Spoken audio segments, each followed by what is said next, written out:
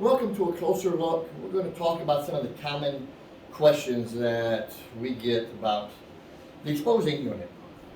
First of all, is why does your exposing unit have these strings? I go into shops doing private classes and I will see people actually cut them off because they're getting in the way. That string is meant to go inside your frame, about a hand span, a few inches. And what that allows, when we close our lid, it minimizes vacuum pressure along the top. And it maximizes the pressure inside where we want it. Without that, you create a mason jar effect, and you'll still get pressure in here, but you will get a tighter grip out here than you will in here, and that's exactly what we don't want. And we'll take a look at this.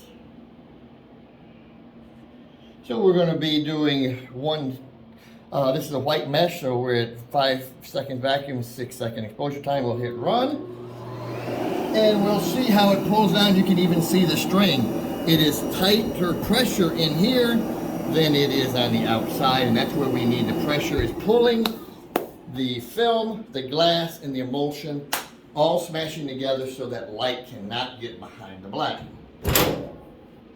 Another question I get is when your exposure unit has the gas lifters, the gas shocks on the side, should we leave our exposing unit open or closed?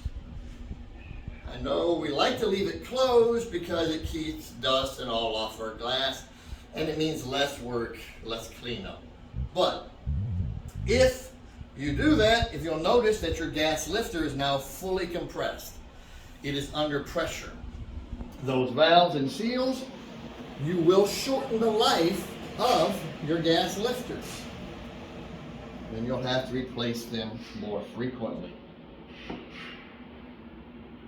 Lastly, we wanted to do as good of a job as possible in our post-press cleanup, because the more ink that you leave here, the bigger mess that you're going to have during the entire pre-press setup process, but also just for your exposing unit.